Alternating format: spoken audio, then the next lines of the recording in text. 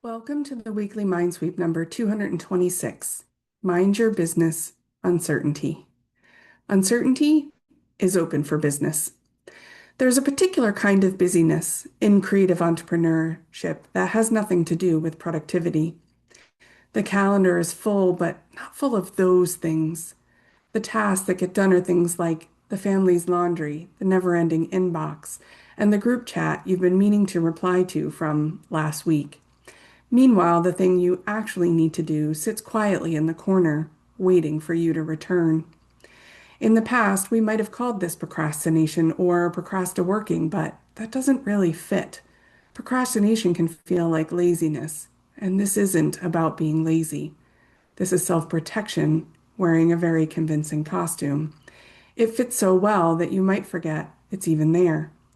You start to believe that staying productive means doing the work. You confuse being busy with making progress, and you fill every moment before it can become uncomfortable. I don't want to talk about this in an abstract way. I want to talk about it so you feel a little less alone as you sit in your makeshift home office. Uncertainty is showing up in my business in the spaces between decisions, in the moments after I've done the visible work and there's nothing left to point to, in that Sunday evening feeling when the week ahead is open and that should feel like freedom, but instead it feels unsettling. And I know it's showing up for you too. I see the patterns that keep coming in our curated conversation community, the performing and the filling and the exhaustion that has nothing to do with how much sleep you got last night. Here's what I am noticing in the creative entrepreneurial space. We're filling the empty space. When free time comes, instead of resting, we fill it right away. We make plans or do tasks to avoid the silence and the questions we are not ready to face. We're performing productivity. The words we use, the updates we share, and the way we talk about our week are sometimes for an invisible audience. If it looks like we're moving, maybe it won't be obvious that we're not sure where we're headed. We can handle uncertainty when it's someone else's problem. When a client, friend, or colleague is struggling, we stay calm and clear. We see the path and offer the next step. But when the uncertainty is ours, it feels different. It's personal and physically exhausting in a way that's hard to explain to someone who hasn't felt how heavy ambiguity can be. The ADHD brain struggles with motivation, not because we don't care, but because the slow, boring parts of building something doesn't give the same dopamine rush as a new idea or a crisis. Without that boost, trying to stay productive just to feel valuable becomes an exhausting full-time job on top of the real work. Sometimes uncertainty turns into anger, and that's important to notice. When we've been pretending to be certain for too long, filling every gap and performing every step, our bodies eventually run out of patience. The frustration that shows up isn't always about what it seems. It's the cost of carrying something heavy for too long without a break. In curated conversation last week, we talked about something Brené Brown and Adam Grant discussed in the Curiosity Shop. Adam made a clear point. Maybe people aren't looking for certainty, but for control. Uncertainty threatens our sense that we are in charge of our own lives. Brené added that certainty is often seen as a privilege to be earned. Marketing, advertising, and politics all use our fear of losing control and uncertainty by promising that if you do everything right, you'll have more control and less uncertainty. So, when uncertainty shows up, as it always does in entrepreneurship, it doesn't just challenge us, it can feel like proof that we failed at what matters most, creating security and control. It can feel like evidence we didn't do everything right. It's no wonder we're exhausted. We're not just dealing with uncertainty, we're doing it while being told that the right people never have to face it. And what I hear underneath that layer is, why do I even want to do this if this is what it costs? I've been sitting with that question since I wrote it last week. What I can say for myself is, I want to do this because the alternative, staying in a path that felt certain but never felt like mine, costs even more. And I've already weighed that cost. That's why I'm here. And even when you know that, it doesn't make the uncertainty any easier to handle. So I keep moving forward, That doesn't mean I ignore the discomfort. It's about taking one smaller step than I think I need to and letting that be enough. Whether you need permission to start smaller or permission to slow down, here are 5 practices for exactly where we are right now. Name what's really happening. Awareness comes first. Before you can move forward, you need to see what's going on. The next time you notice yourself staying busy, pause and say it out loud or write it down. I'm filling the space because I'm uncertain about. That's it. Naming it breaks the pattern and gives you something real to work with. There's no need to fix it yet. Find the one true next action, not the whole plan. The ADHD brain gets paralyzed by the full staircase. You don't need the full staircase right now. You need the next single stair. Ask yourself, what is the one thing that if I did today would move this forward?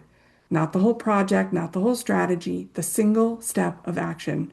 Write it on a sticky note if you have to, and then do only that. Let yourself feel the weight without trying to solve it. Uncertainty is physically and emotionally exhausting, and part of why it stays exhausting is that we keep trying to think our way out of it instead of letting our bodies process it. Give yourself 10 minutes, not to solve or plan, just to acknowledge this is hard. Take a walk, write in a journal, or have a quiet cup of coffee. Allowing yourself to feel it isn't a weakness, it's part of the work. Notice when you're performing and when you're just being yourself. This takes practice. Start paying attention, even just in your mind, to the moments when your words or actions are for others instead of for the work itself. There's no judgment here. Performing is a way to protect yourself. But over time, you want more of your energy to go into real action and less into putting on a show. Noticing is the first step. Take an honest look at what being busy actually costs you this week. Do this with curiosity, not shame. Look at your week and ask, what did I fill that could have been left open? What did I do to stay productive that didn't help what I am building? This isn't about regret. It's about noticing the pattern so you can see it before it takes over your week. If you've read all 5 of these and felt a mix of recognition and relief, that's normal. Remember, you are not doing this alone. This is not easy work. It doesn't look like the kind of hard that gets acknowledged.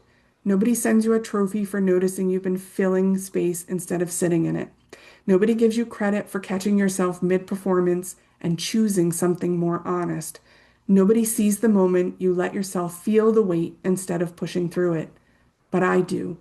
I see it in the entrepreneurs who show up at Curated Conversation on Monday mornings before the week has even had a chance to pick up speed. I see it in the replies that come in after a MindSweep lands in your inbox. I see it in the quiet courage of someone who's been building something real in the middle of a world that keeps telling them certainty is something you earn. You are not behind, and you are certainly not the only one who finds this hard. You are someone doing the real work, the inner work that most people never slow down to even try, while also running a business, caring for the people you love, and figuring out what it means to build something that is truly yours. That is not a small thing. So before you move into next week, pause for a moment. The fact that you're here in Curated Conversation, listening to the Weekly MindSweep, or reading this for yourself matters. It means something in you is still leaning toward the truth, even when staying busy feels easier. That part of you is exactly right. Trust it. Next week, we look at what actually happens in the brain when uncertainty shows up, why it triggers the same systems as physical threat, why the ADHD brain finds this especially hard, and what that means for how we respond. Last week was about noticing. This week, we're adding movement. Next week, we'll focus on understanding why this happens. And I think that will help things make more sense. Until then, just one smaller step. I'm with you in the uncertainty. My questions for you this week: where did you notice uncertainty showing up for you in life or your business this week? Does it wear a busyness costume, the performing costume, or something else entirely? When uncertainty is someone else's problem, you can see the path clearly. When it's yours, everything changes. What do you think makes it so much harder to hold your own uncertainty than someone else's? I would love for you to reply and share with me. You belong here, I can help. Whether you've been perfecting the landing page for 6 weeks or posting the graphic before the plan exists, you'll find uncertainty is underneath it, and working through it alone is exhausting. I work with creative entrepreneurs as a brain-based business strategist. We look at what's actually driving the patterns and build from there. It starts with one conversation. You can book a free consultation on my website, chickbookcreative.com.